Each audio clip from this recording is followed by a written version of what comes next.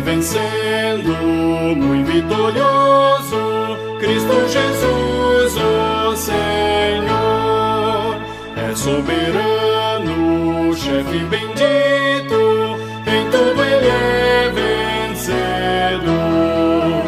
Rei do Supremo, guiando com seu imenso poder, todos avante, pois crentes, todos lutar e vencer.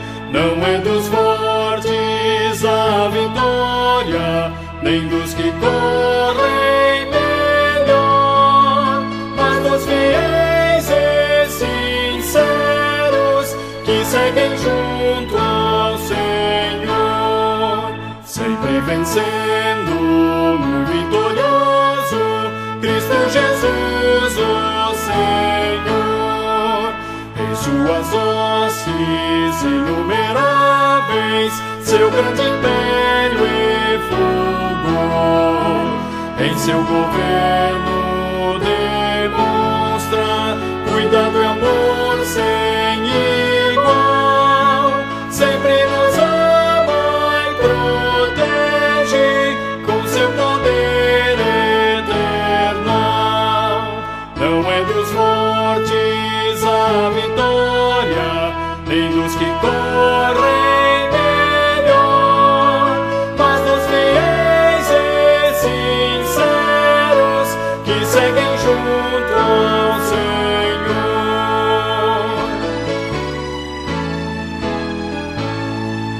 Sempre vencendo, muito vitorioso, Cristo Jesus, o Senhor, reis e vassalos, servos e chefes, querem também seu favor. Senhor, desejo e te imploro que me permitas lutar sempre ao teu lado invencível, até meus dias findar. Não é dos fortes a vitória, nem dos que correm melhor, mas dos fiéis e sinceros que seguem junto ao Senhor.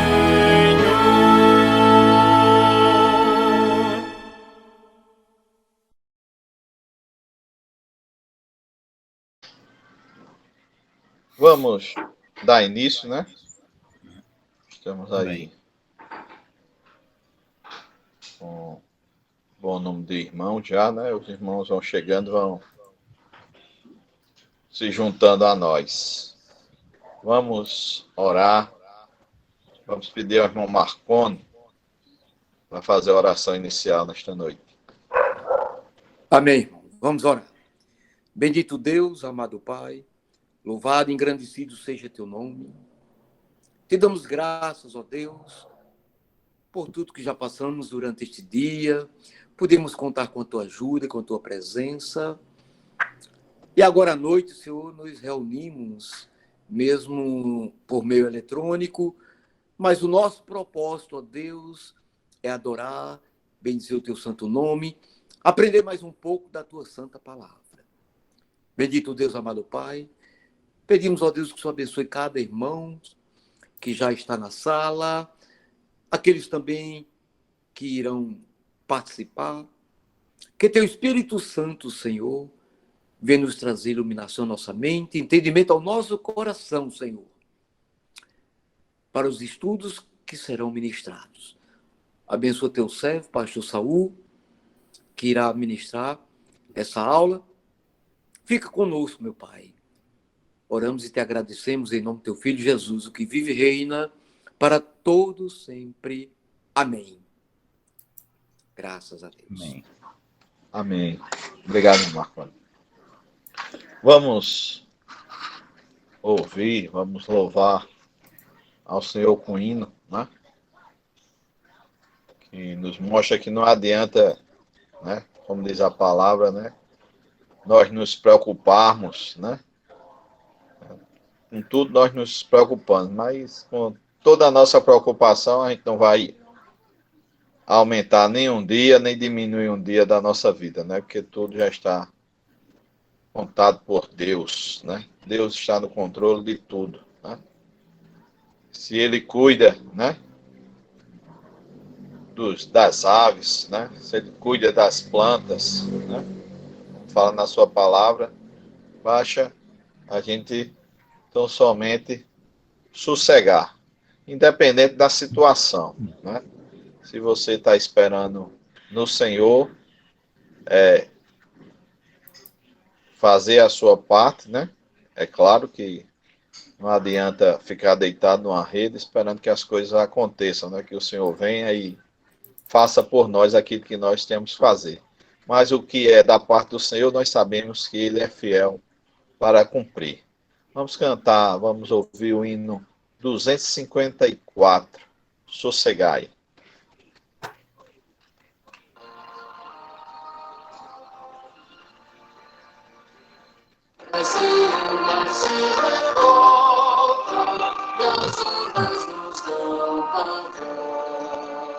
O céu se reveste de trevas, não temos um Salvador.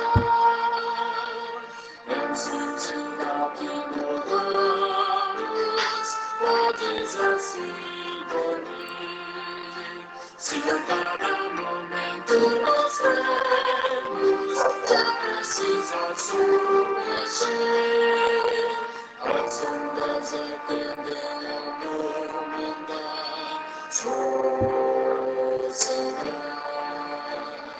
seja encapelado do mar, a ira dos homens, o gênio do mal, das águas não podem amaldrar, que leva o Senhor do céu e mar, pois todos ouvem o meu mandar, sossegai, sossegai, com voz despertada do salvar, sossegai. Mestre tão grande tristeza, me quero consumir, nada que perturba minha alma, imploro venha acudir.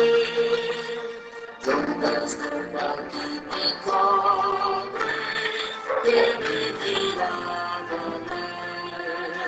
Não cantes com mestre, mesmo quase a conhecer. As ondas atendem ao meu mandar, sossegai. Seja o encapelado do mar, a ira dos homens, o gênio do mal, das águas não podem andar, tragar, que leva o Senhor do céu e mar, pois todos ouvem o meu mandar, sossegai, sossegai, com voz despertada do salvar, sossegai.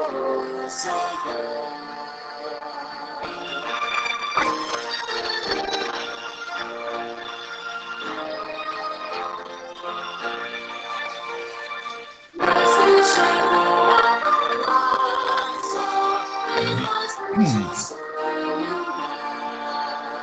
O meu coração goza calma, e não poderá findar.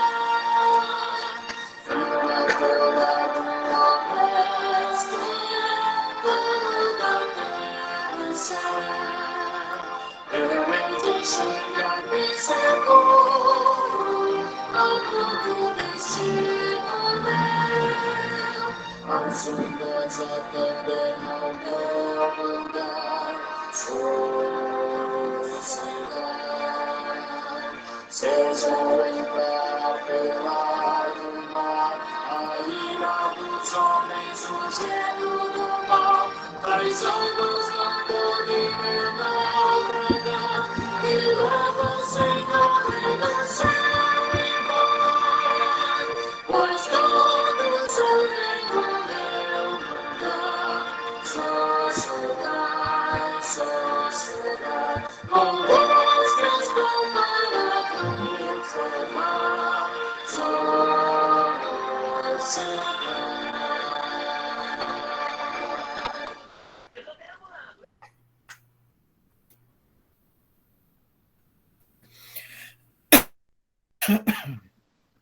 Amém. Dependendo da situação, se o Senhor está conosco, né?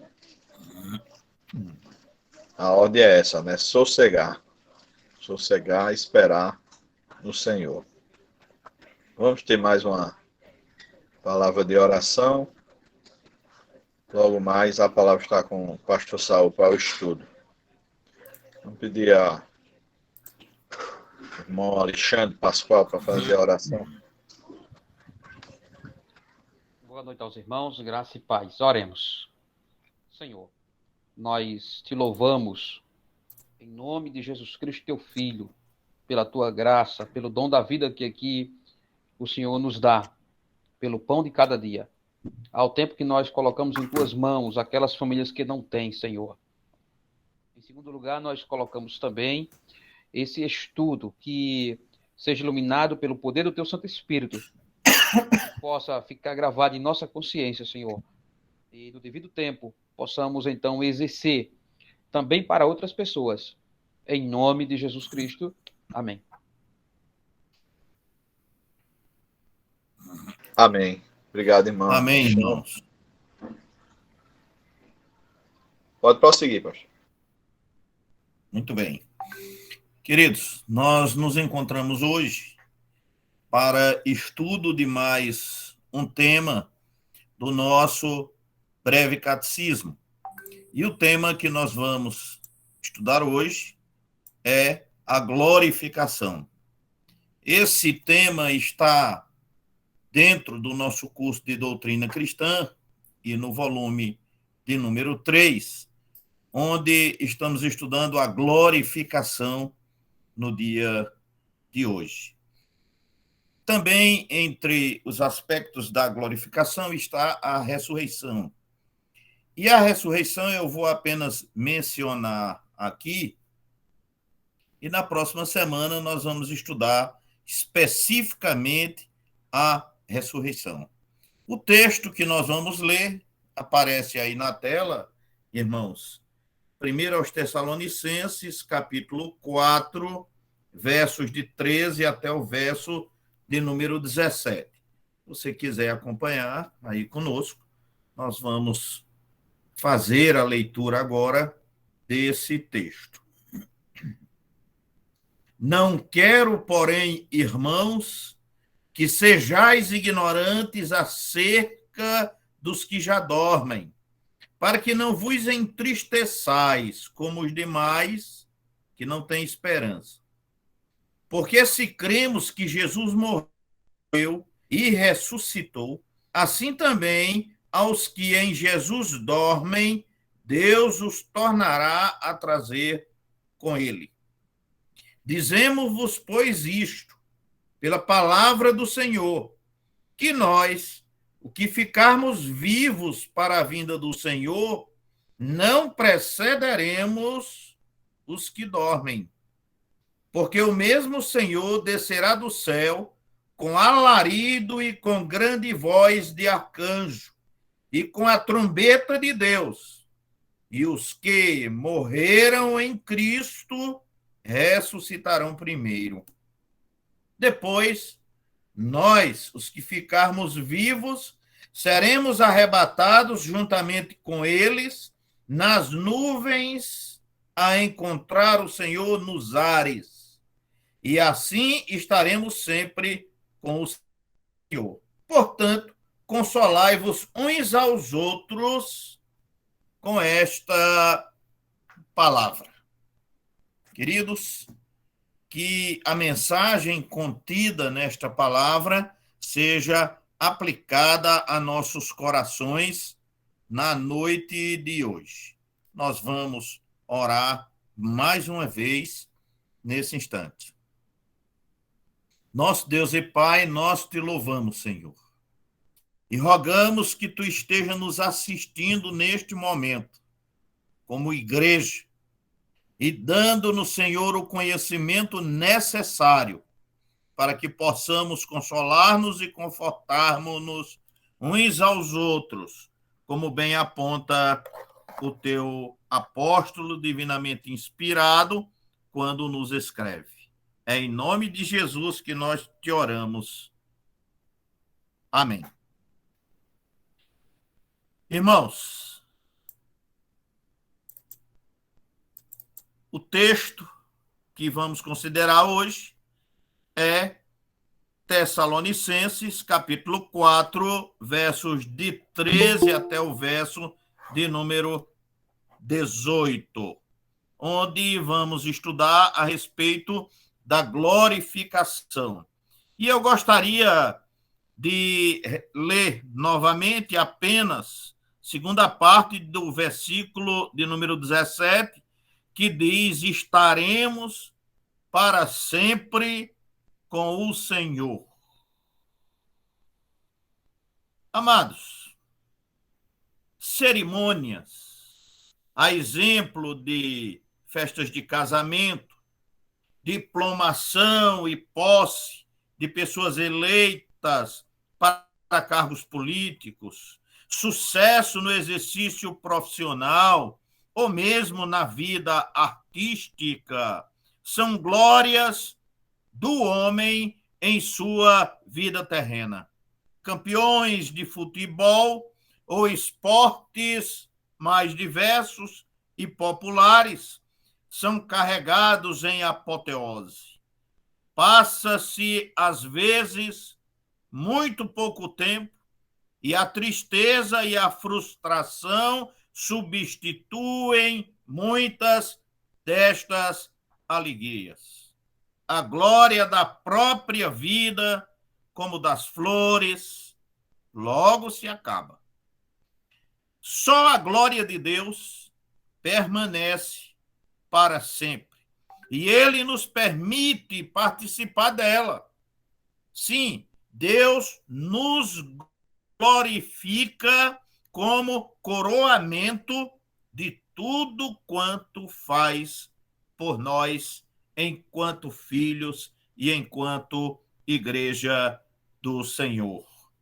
Quando estudamos, há 2 semanas passadas, sobre a adoção de filhos, vimos com muita clareza que aí começa o processo de glorificação dos crentes em Cristo, que começa com o fato de sermos chamados filhos de Deus e sermos, de fato, filhos de Deus, conforme João, na sua primeira carta, no capítulo 3, no verso de número 1 e o verso de número 2. Portanto, a nossa glorificação enquanto igreja já começa no momento da nossa conversão, quando o Senhor nos recebe, nos aceita e nos adota como filhos amados. Deus, porém, preparou ainda muito mais para nós. Na santificação, quando ele nos fez mais que vencedores por meio daquele que nos amou, nos termos do que nos diz o apóstolo Paulo na carta aos Romanos, capítulo 8, verso 37, ele nos está dando outra grande glória, mas tem mais ainda para dar, a semelhança da glória de Cristo, como vamos abordar no estudo desta noite.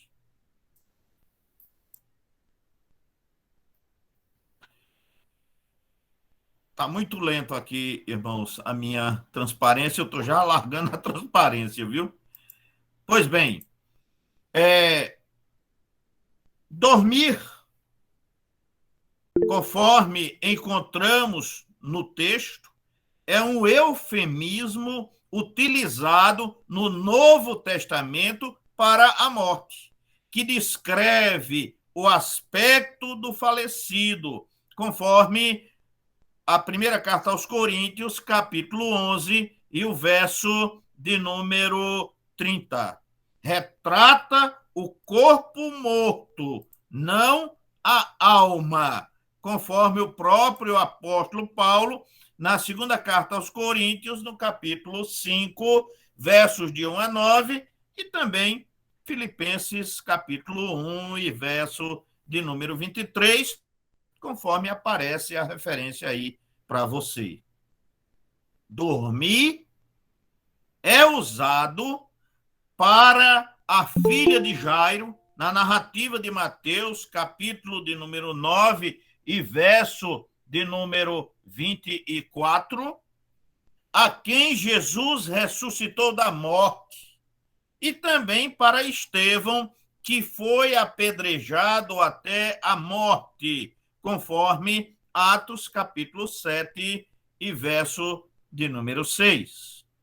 Podemos ainda, irmãos, trazer outras referências, como João, capítulo 11, verso 11, 1 aos Coríntios, capítulo 7, verso 39, capítulo 15, verso 6, 18 e 51, e ainda a segunda carta de Pedro, capítulo 3 e verso de número 4. Aqueles que dormem são identificados no versículo de número 16 do texto lido. Ele trata aqui a respeito dos mortos em Cristo, que, na própria explicação, o apóstolo já diz que Jesus trará em sua companhia. Depois da ressurreição dos mortos, o espírito de cada um deles já com o Senhor, conforme nos orienta o apóstolo Paulo na segunda carta aos Coríntios, capítulo 5, verso 8, Filipenses 1, 23, será reunido ao novo corpo ressurreto, reafirma o apóstolo Paulo na segunda carta aos Coríntios, capítulo 15, versos de 35 a 50. Os cristãos vivos, por sua vez, serão arrebatados. E este termo arrebatados, traduzido literalmente, quer dizer serão arrancados daqui. 1 aos Coríntios, capítulo 15, versos 51 e 52. Então, formam a base bíblica para o arrebatamento da igreja. Portanto, a instrução aqui é para este momento e para este ato específico. O apóstolo está instruindo a sua igreja a esse respeito. Na Confissão de Fé de Westminster, no Breve Catecismo, que tratam dessa questão, mas nos prenderemos especificamente ao Breve Catecismo, e a pergunta é esta: quais são as bênçãos que os fiéis recebem de Cristo na hora da morte? As almas dos fiéis, na hora da morte, são aperfeiçoadas em santidade e imediatamente entram na glória. E os corpos que continuam unidos a Cristo descansam na sepultura até a ressurreição.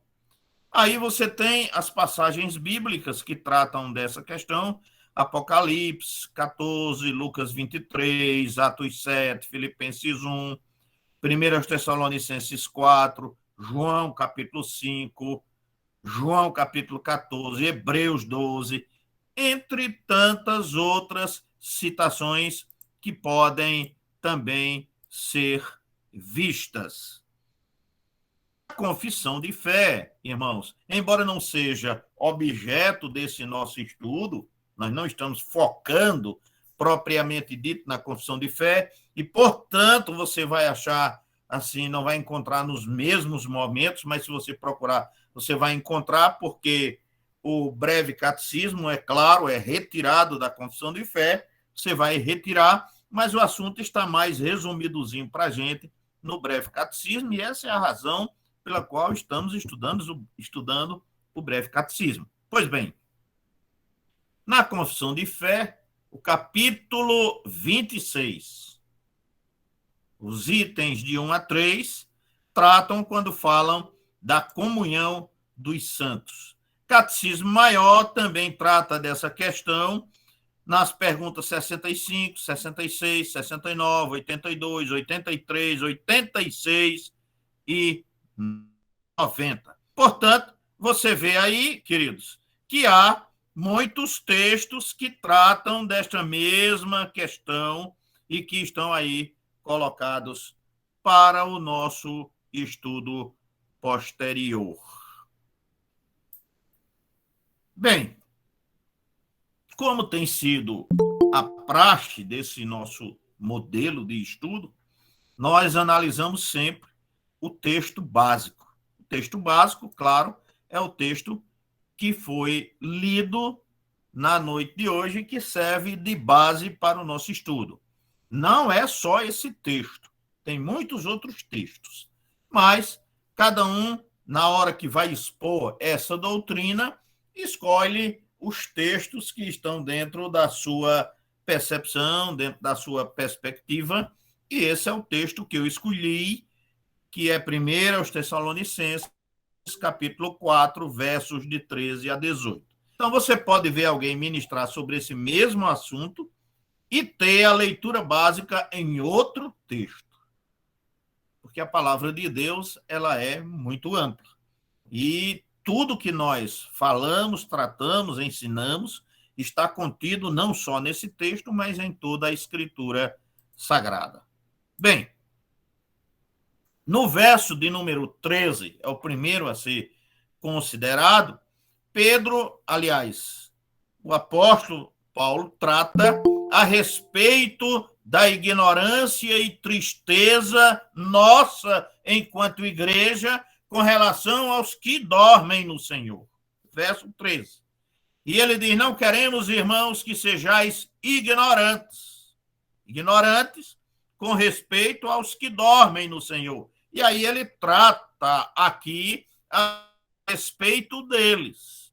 Todo cristão deve ser instruído, deve ser esclarecido o mais possível nas Escrituras, especialmente sobre o estado daqueles que já dormem.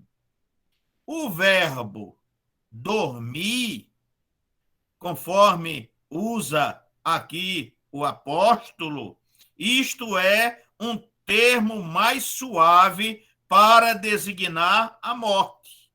Sabemos disto porque o verso de número 16 fala claramente dos que morreram em Cristo. O verbo dormir é usado aqui e em outros textos das Escrituras para dar a ideia de descanso, de repouso do crente após a morte, e não de inconsciência. Para que, diz ele, para que não vos entristeçais como os demais. É um erro, irmãos, pensar que o cristão não sofre nem pode chorar quando perde seus entes queridos. O próprio Jesus Cristo chorou várias vezes, mas a nossa tristeza não é igual ou não é como a tristeza dos incrédulos, que não têm esperança, diz o apóstolo. Nós nos entristecemos, mas somos consolados na esperança de rever os nossos queridos que morreram no Senhor, que morreram em Cristo Jesus. Verso 14, ele faz aqui um chamamento à fé. Se cremos, diz ele, com muita clareza, este conforto é para os que creem na morte vicária de Jesus Cristo e em sua ressurreição. E se cremos, assim, saibamos então, Deus vai tornar a trazê-los ao mundo, suas almas, voltarão com Cristo. Não voltarão quando quiserem, como ensina o Espiritismo. Mas Deus, mediante Jesus, os tornará a trazer com ele. No verso 15, ele complementa aqui o que nós já estudamos a respeito da segurança do crente. O crente não perde a salvação. Se perde, é porque não tinha, então também não perdeu. Não é? Os que vêm para a igreja, os que parecem crentes e não são, esses vão sair. Mas não é que perderam a fé, que nunca tiveram. Não é que se perderam, eles já estavam perdidos. Estes são aqueles que o apóstolo João diz, e nós já estudamos, saíram de nós, mas não eram de nós, porque se fossem de nós, ficariam conosco. Mas isto é para que se cumprisse, que não são todos de nós. Bem, então o crente tem segurança. E aqui ele fala também, quando ele ressalta que esse ensino que ele está nos trazendo, ele nos está entregando esse ensino pela autoridade da palavra de Deus, por palavra do Senhor, diz o apóstolo. É aquilo, irmãos, que Pedro diz na sua carta, quando ele apresenta, diz que é apóstolo de Jesus Cristo. Ele está aqui, não está se vangloriando, como preguei outro dia na igreja nesse texto. Ele está apenas mostrando a autoridade sob a qual ele está sujeito. Paulo também diz isso aqui nesse ensino. Ele diz, eu estou trazendo esse ensino para vocês por palavra do Senhor. Paulo não está dando aqui, irmãos, a sua opinião pessoal. Ele não está aqui apenas dizendo o que ele pensa, mas ele está transmitindo o que aprendeu com a palavra do Senhor.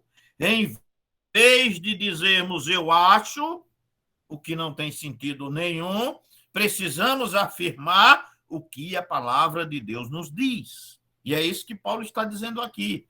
Ele está dizendo, olha, igreja, esse ensino que eu estou trazendo para vocês é palavra de Deus. Não é minha, não. É de Deus. E é interessante você ver, irmãos, o quanto o apóstolo Paulo tem esse cuidado, né? Tem algumas coisas que ele diz, isso digo eu, não o Senhor. Mas, em outros textos, ele deixa claro e diz, isto diz o Senhor, e não eu. Não digo eu, mas o diz o Senhor. Bem, diz ele, nós não precederemos os que dormem. Os que estiverem vivos aqui, nesse dia, não irão para o céu antes dos que morreram.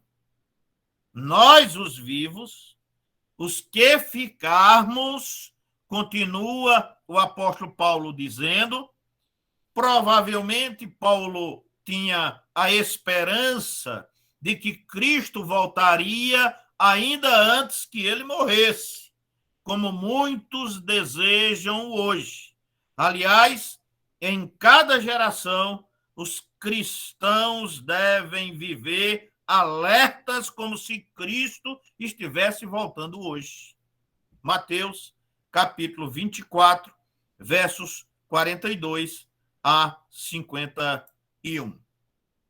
E, finalmente, ele trata da vinda do Senhor, no verso de número 16.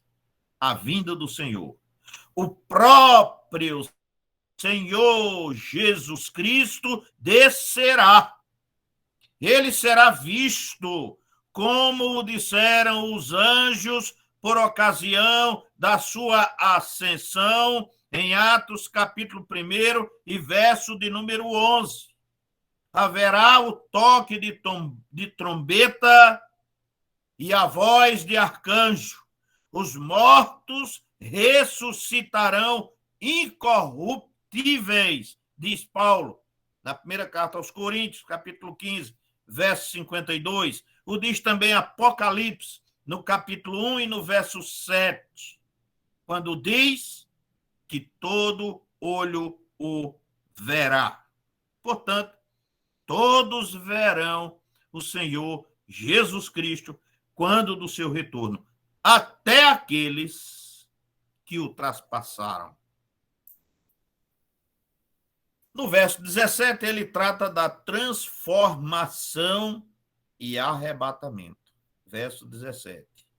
Fala dos mortos, depois diz, e nós, os que estivermos vivos, quando da vinda do Senhor, enquanto alguns estarão horrorizados, os cristãos estarão sendo felizes testemunhas e participantes dos fatos. Diz ele, nós seremos transformados. E repete na primeira carta aos Coríntios, no capítulo 15, no verso de número 52. E depois, arrebatados. Essa transformação, Paulo explica no verso 53, porque é necessário. E ele traz a explicação para nós. Agora, transformados, os corpos de todos os cristãos, imortais, incorruptíveis, seremos arrebatados juntamente com eles. O arrebatamento será um só, entre as nuvens, para o encontro do Senhor nos ares. Por isso é que alguns creem que Cristo virá mais 2 vezes à terra. Na primeira vez, apenas até as nuvens, buscar os seus escolhidos, e outra vez até a terra para julgar a todos. Com base em Mateus, capítulo 25, verso 31, 46. Creem que entre as 2 vindas de Cristo haverá a grande tribulação. Não existe, porém, elementos bastante para estabelecer tal ordem dos fatos. Por isso, acredito eu que será um único retorno. Mas o fato que mais nos interessa é este.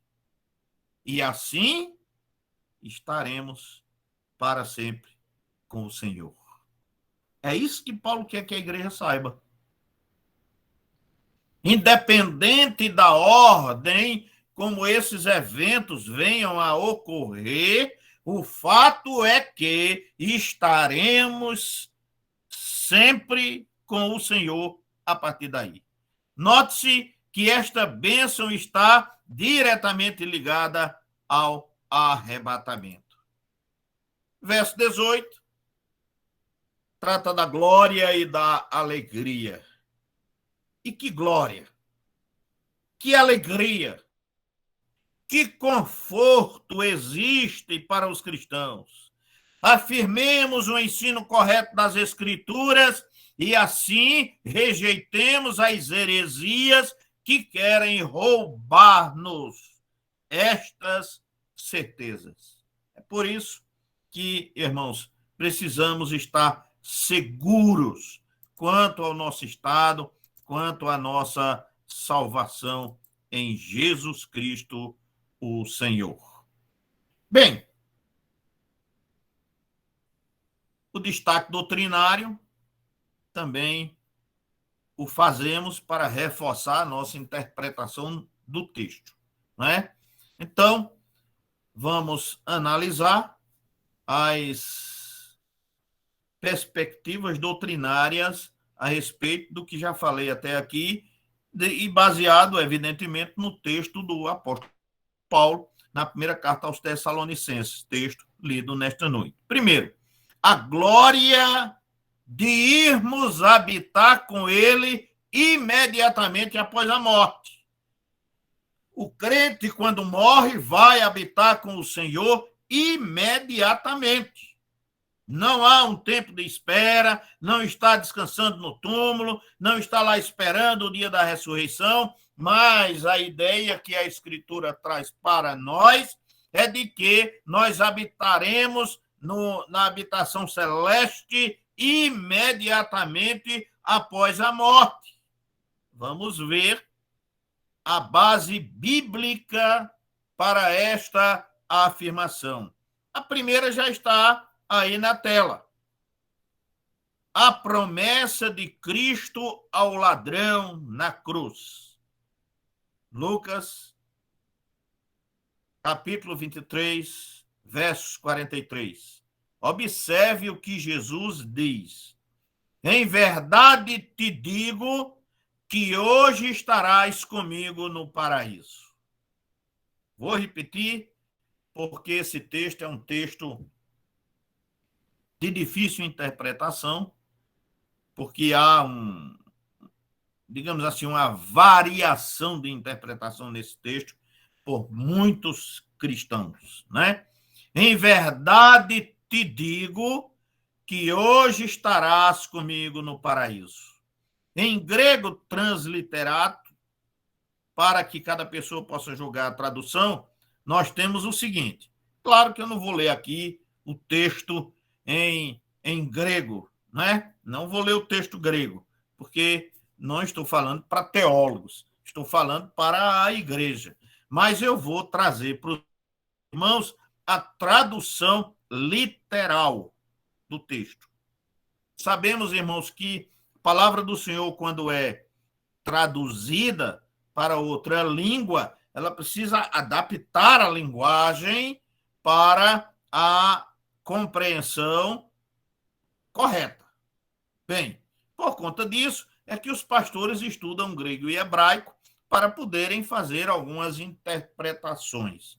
Bem, o texto no original grego diz assim: e disse-lhe, em verdade te digo, hoje comigo estarás no paraíso. Literal. Vou ler de novo. Os irmãos viram que eu li o texto aí do jeito que ele está na nossa Bíblia. Agora, literalmente, eu escreveria ele assim, pegando do original.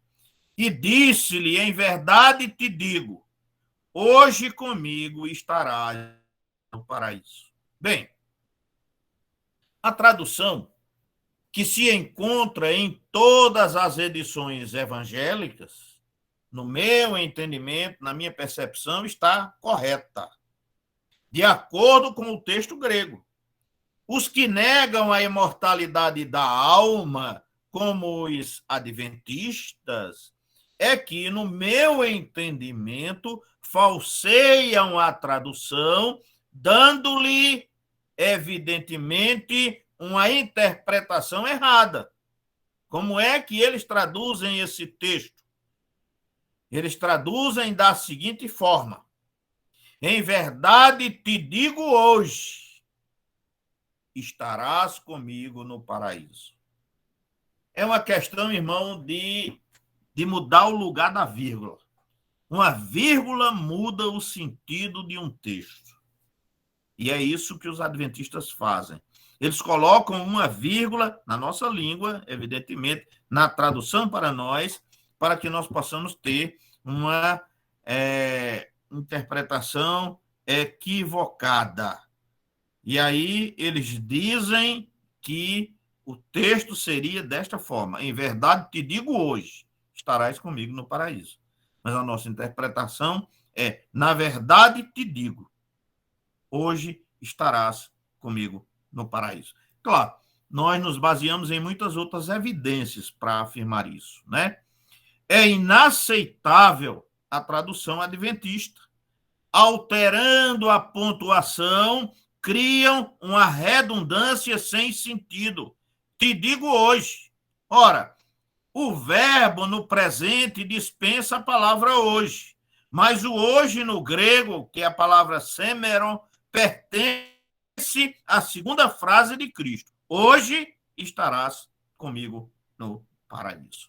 Essa é a interpretação que a nossa igreja tem. E quando eu digo a nossa igreja, eu estou falando todos os cristãos e todas as versões bíblicas que nós temos, traduzida, João Ferreira de Almeida, revisada, enfim, todas elas.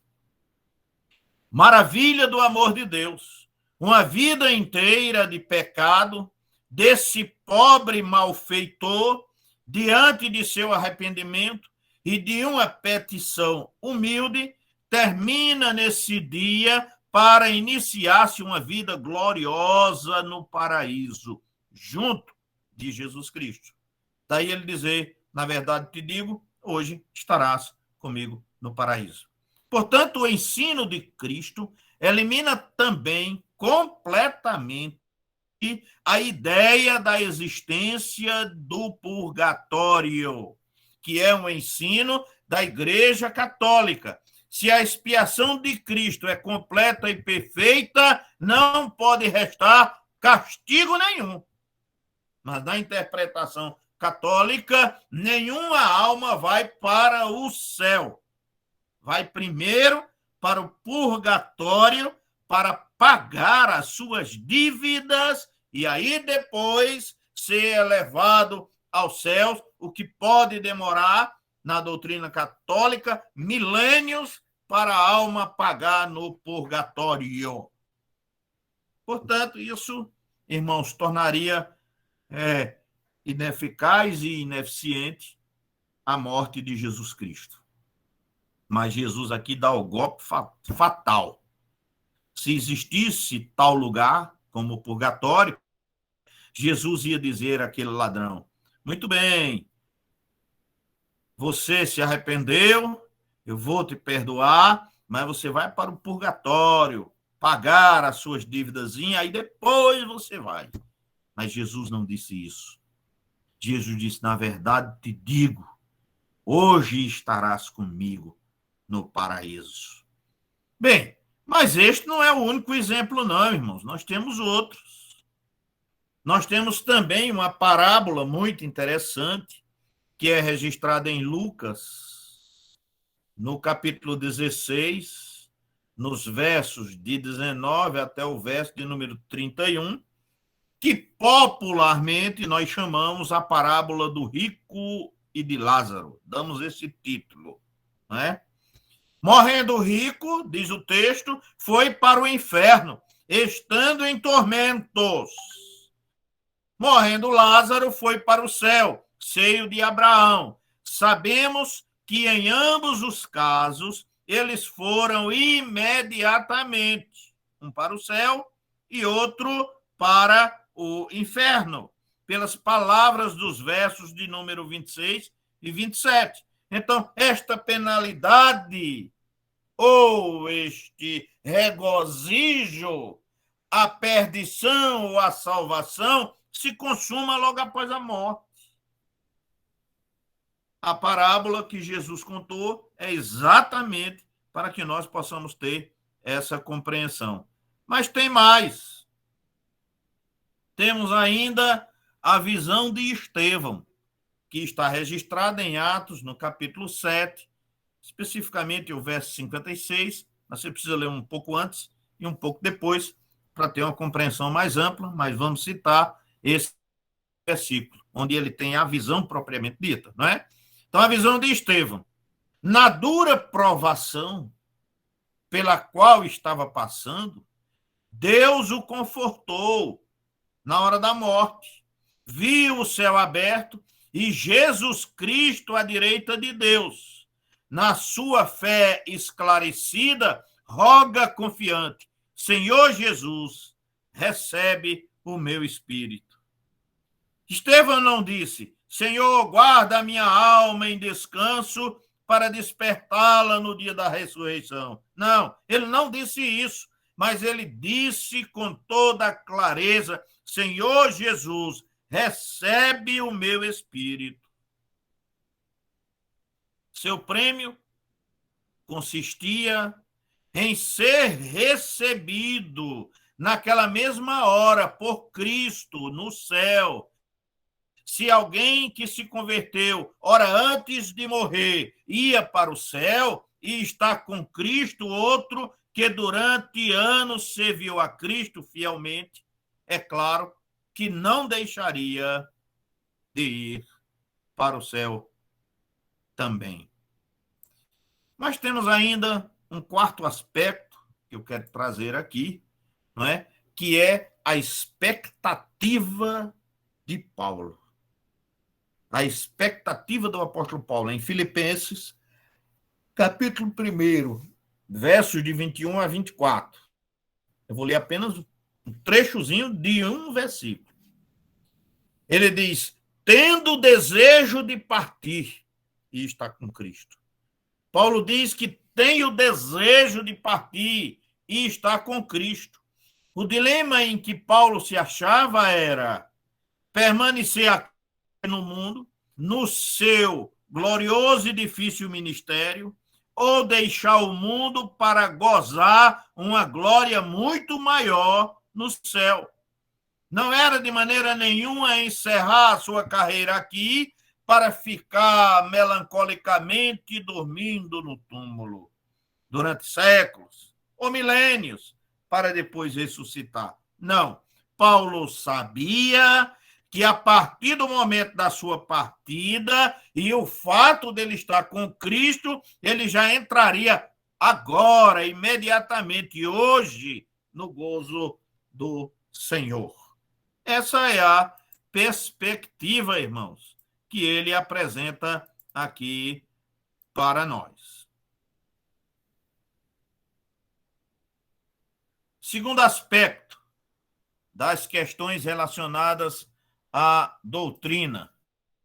Eu vi aqui que saiu.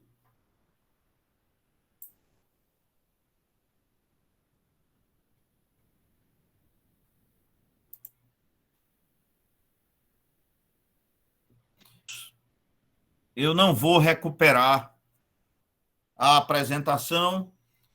Prometo aos irmãos colocar no grupo, tá certo? Hoje mesmo eu coloco no grupo. Assim que terminar aqui, eu já coloco a apresentação no grupo. Deu um probleminha aqui, eu não vou mais procurar ela aqui para voltar a apresentar, não, tá certo? Bem, o segundo ponto.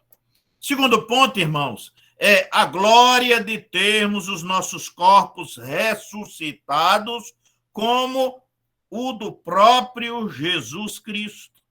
Os textos que tratam disso é Filipenses, capítulo 3, versos 20 e 21, 1 Coríntios, capítulo 15, versos 52 e 54, e este, conforme disse no início, este é o assunto que na próxima semana nós vamos abordar quando vamos tratar a respeito da ressurreição.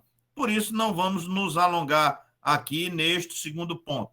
Este segundo ponto será estudado na íntegra na próxima semana. Terceiro ponto. A glória de finalmente o homem, corpo e alma, está para sempre com o Senhor.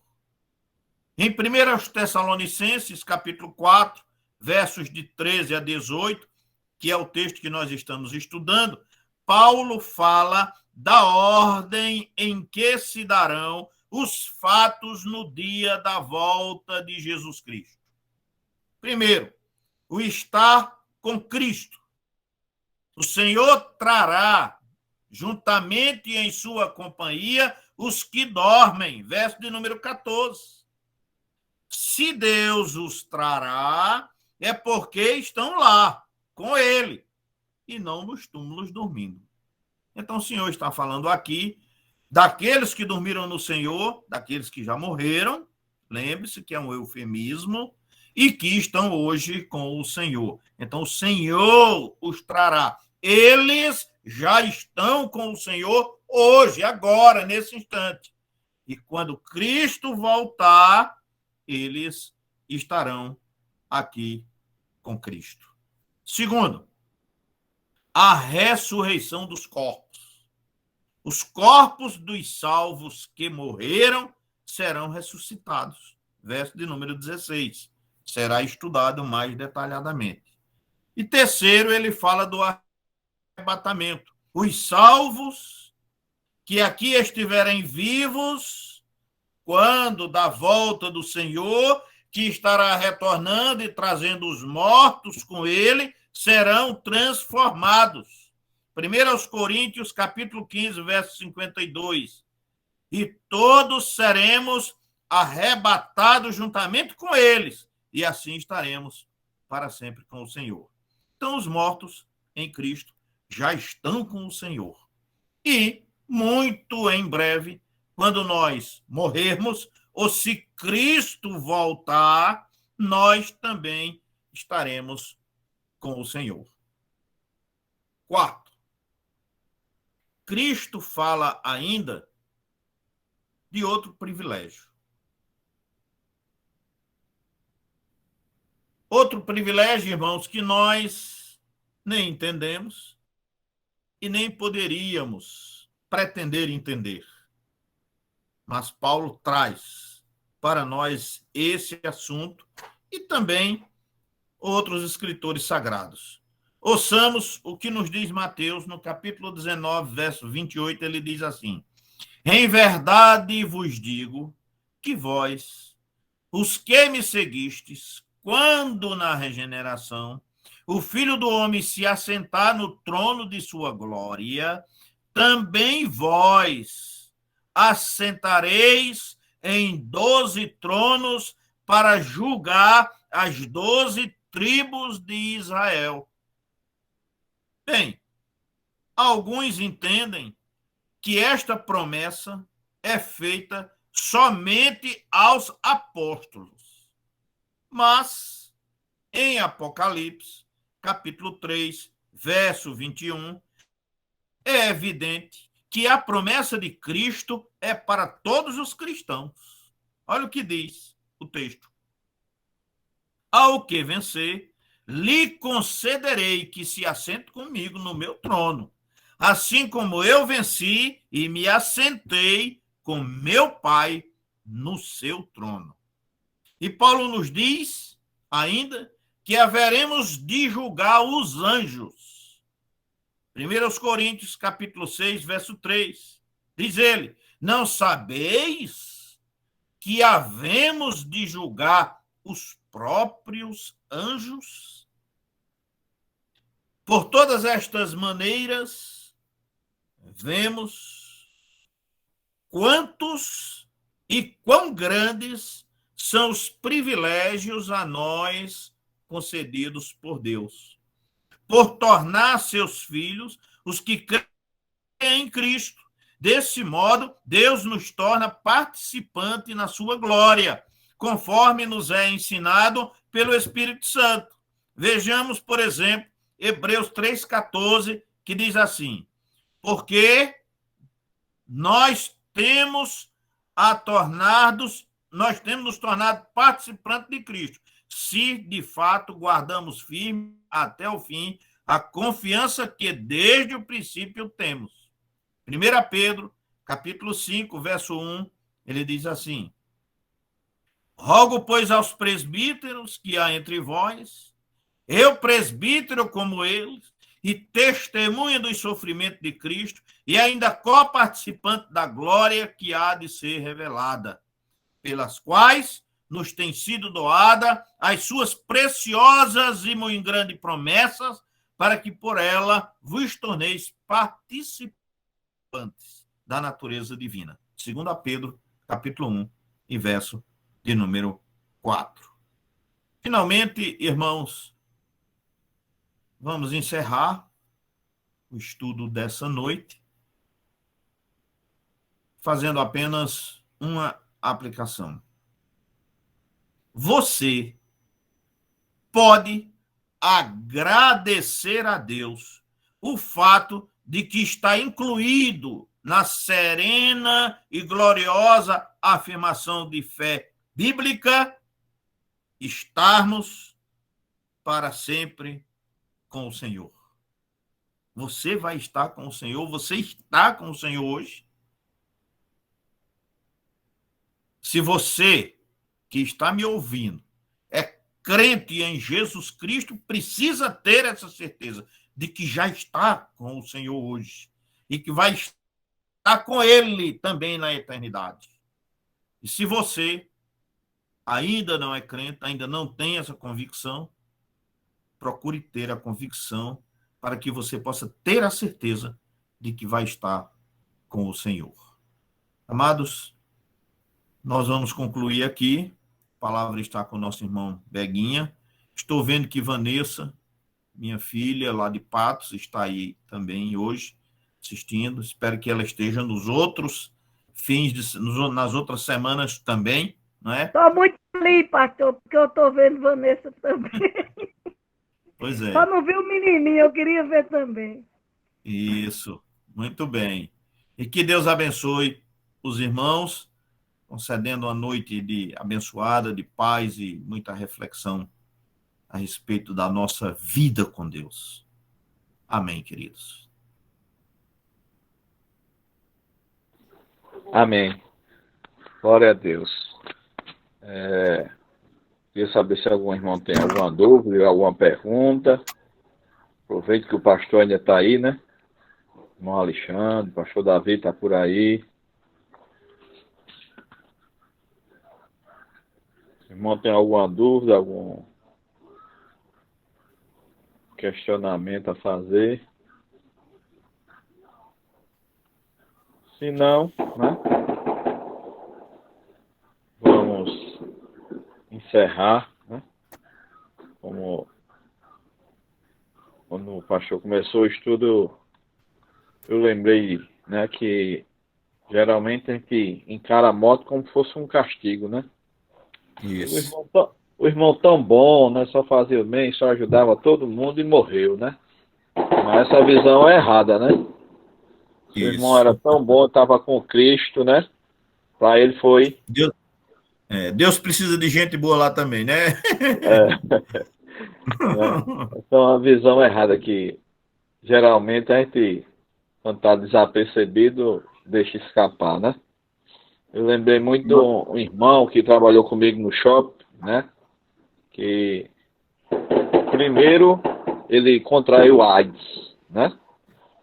Uhum. Aí depois já tinha saído do shopping, e aí a gente ficou sabendo que ele faleceu, né? Mas nas redes sociais, né? Assim,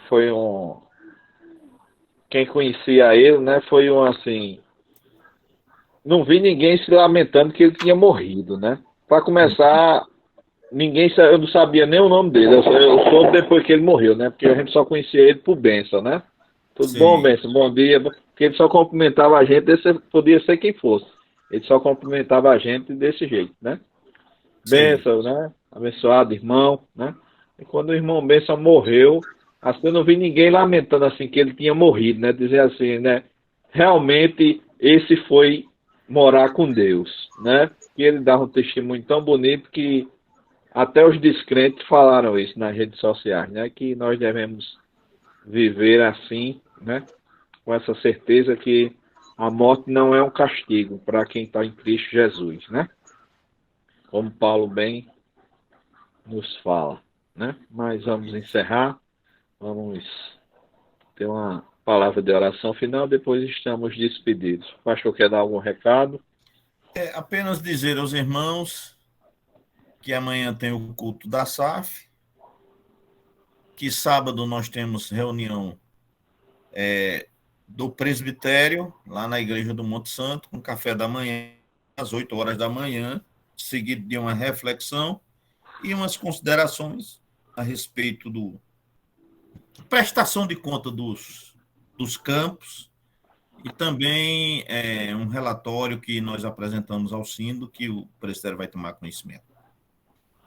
E no domingo nós teremos escola dominical, Vanusa vai ensinar de manhã na escola dominical, na classe dos homens com as mulheres, e à noite eu vou estar pregando a palavra do Senhor. Estes são os avisos da semana. Amém. Estejamos presentes em todos que pudermos ir. Vamos pedir ao diácono libanês que insere o culto com oração. Graça e paz, meus irmãos.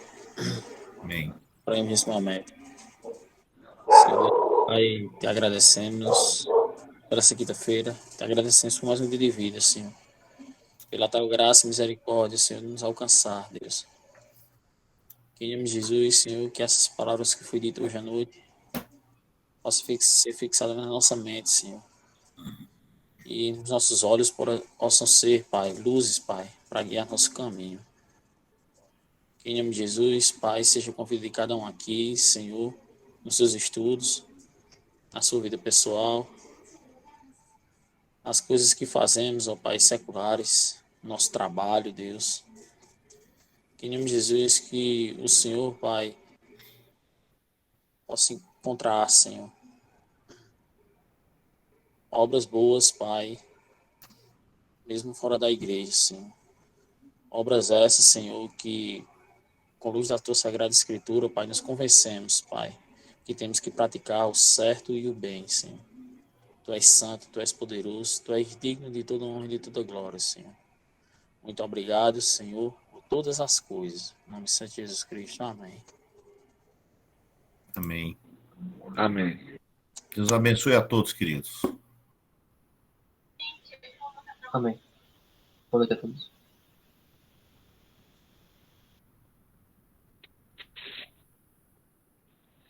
Todos. Amém. Que Deus abençoe os irmãos. A paz Amém. do Senhor para todos, que Deus abençoe a todos. Em nome de Jesus.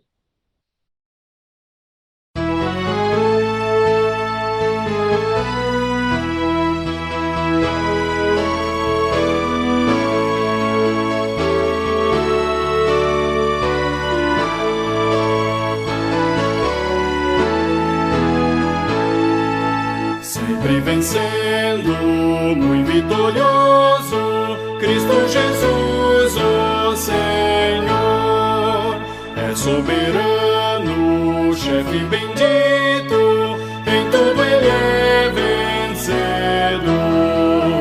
Rei supremo guiando com seu imenso poder, todos avante, pois crentes, todos lutar e vencer.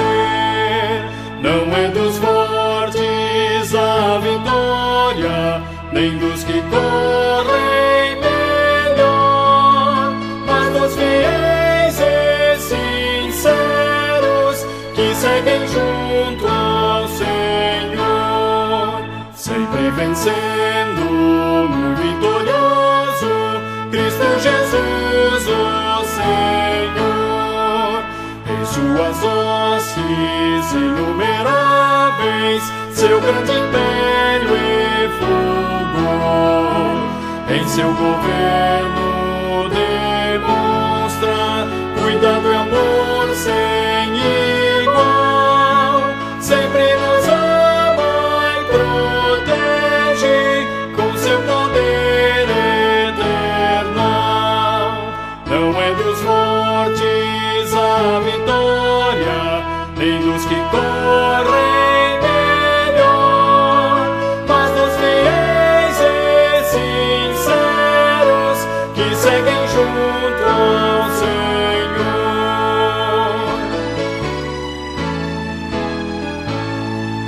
Sempre vencendo, muito vitorioso, Cristo Jesus, o Senhor. Reis e vassalos, servos e chefes, querem também seu favor.